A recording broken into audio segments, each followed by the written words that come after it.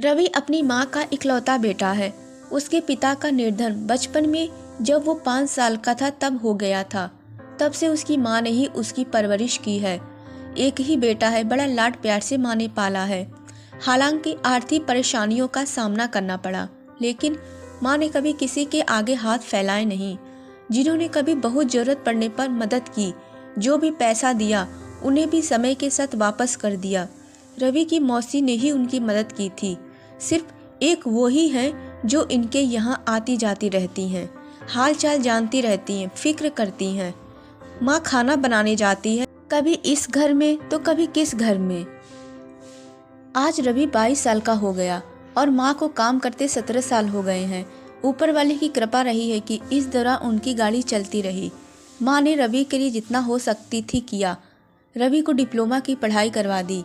रवि को पढ़ाई पूरे किए 1 साल हो गया है, लेकिन अभी तक नौकरी नहीं लगी। माँ को अभी भी आराम नहीं है। वो खाना बना रही हैं दूसरों के घर में। माँ ने कभी रवि पर दबाव नहीं डाला, ना ही कभी किसी विषय पर उससे बात की।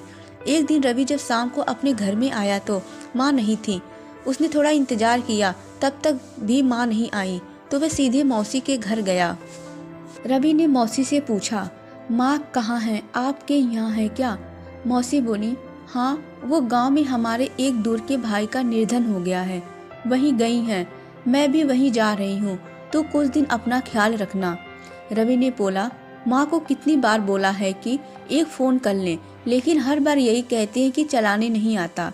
रवि कुछ मिनट बाद रुक कर फिर कहता है, मौसी कुछ खाने को है क्या? दे दो, बड़ी भूख लगी है। माँ कुछ बना कर नहीं गई हैं। मौसी बोली, अरे बेटा, मेरे यहाँ भी ख़त्म हो गया है और मुझे अभी रात वाली गाड़ी से निकलना है, तो कुछ बाहर से लेकर खा लेना। इतना कहकर मौसी जल्दी से निकल गईं। रवि ने उस दिन बाहर से खाना खा लिया। उसे लगा था कि माँ 1-2 दिन में आ जाएंगी, इसलिए जो मन किया वो खाया और उसके पास जितने थे उसमें से आधे रुपए उसमें से खर्च कर दिए।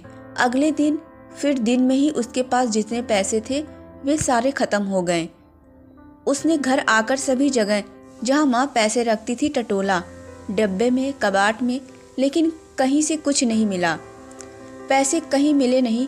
रात होते होते भूख लगने लगी तो उसने कुछ बनाने के लिए डब्बों में हाथ डाला तो किसी में कुछ नहीं मिला था, न चावल, न दाल और न ही दूसरा सामान।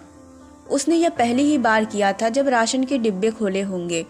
कुछ नहीं मिलने पर उसने दोस्त के यहाँ जाकर कुछ खाकर आ गया, लेकिन उसे पता था कि पैसे चाहिए, क्योंकि रोज उसे कोई खिला नहीं सकता। मौसी को फ़ोन किया, मौसी कहाँ हैं आप और माँ कहाँ हैं, ज़रा बात करवा दो।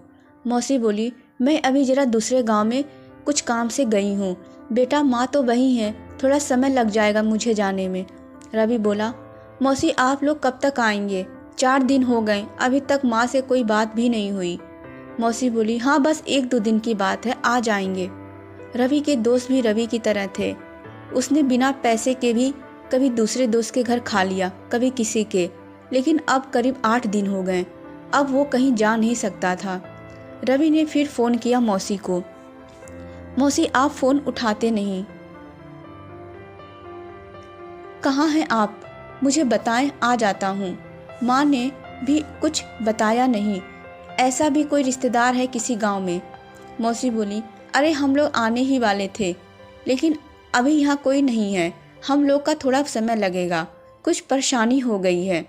रवि बोला, क्या परेशानी? माँ तो ठीक है ना? मौसी बोली, माँ ठीक है। रवि बोला, तो आप मेरी बात क्यों नहीं कराते?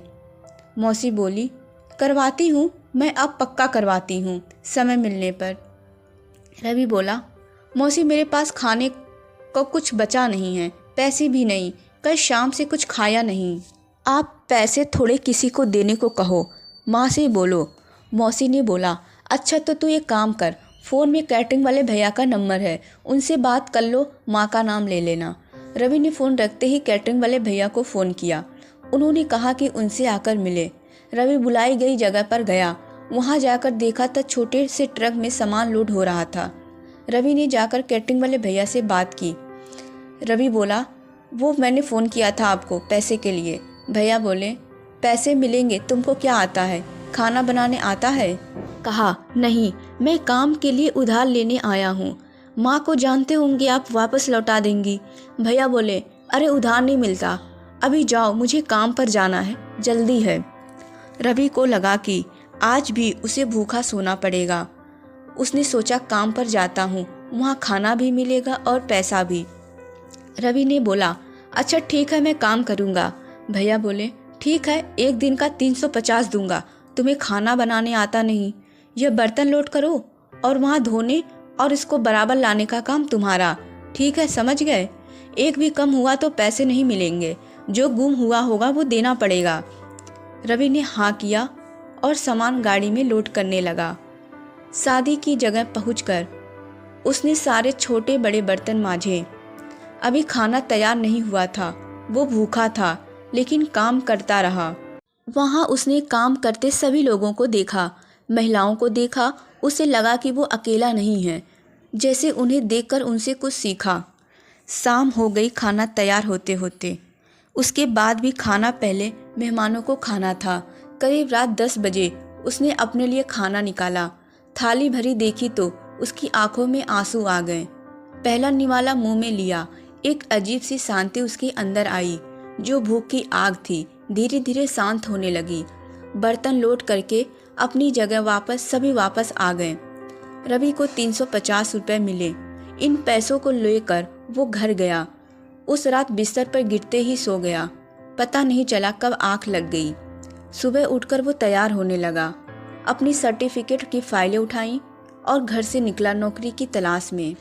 पैसे थे, लेकिन अब खर्च करने का मन नहीं कर रहा था, क्योंकि उसे पता चल गया था कि कितनी मेहनत से आया है। शाम को जब वो घर पहुंचा तो माँ घर आ गई थी। उसने देखते ही माँ को गले लगाया। माँ भी रोने लगी, कभी इतनी दिनों तक दूर जो ना रही थी। माँ ने पूछा, कैसा है, कहाँ गया था, खाना खाया कि नहीं? रवि ने बोला, ठीक हूँ, तुम्हारे लिए एक खुशखबरी है, मुझे एक छोटी नौकरी मिल गई। ये सुनकर माँ बहुत खुश हुई। मौसी आई तो माँ ने उसे देखते ही कहा, देख, तूने बेवजह ही नाटक करके इसे परेशान किया। देख, मैं कहती थी ना, मेरा बेटा सब कर लेगा। देख, काम ढूंढ लिया। रवि सब समझ गया। उसे पता चल गया कि मौसी ने ये सब क्यों किया।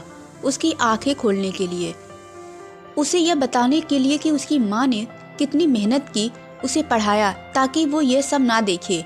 कभी उसे भूख क्या होती है यह पता भी ना चलने दिया। उसने जाकर मौसी के पैर छुए। मौसी, बस मुझे फिक्र थी, अब तेरी आंखों में यह आंसू देखकर मुझे संतोष मिला। तेरी माँ जहाँ काम करती थी वो भी छूट गया। परेशान थी, तुझे बताया नहीं। इतने सालों से कभी पैसे नहीं मांगे, लेकिन मांगने आई तो मुझे लगा कि ये सब करना ज़रूरी है। रवि अब काम करने लगा, धीरे धीरे आगे भी बढ़ रहा है। माँ को उसने काम करने को बिल्कुल मना कर दिया। मौसी के छोटे से नाटक से जिंदगी की उसे एक बड़ी सीख मिली।